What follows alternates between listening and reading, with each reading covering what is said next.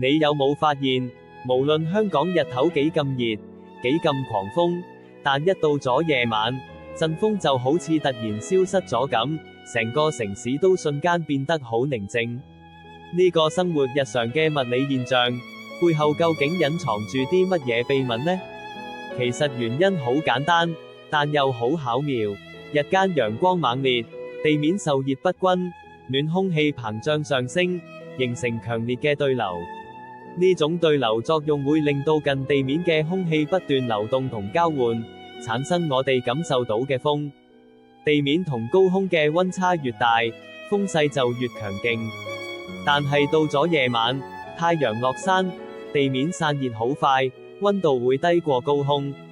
咁就形成咗一層穩定嘅逆溫層，大大減少咗空氣嘅垂直流動。加上夜晚大氣層會變得比較穩定，對流活動減弱，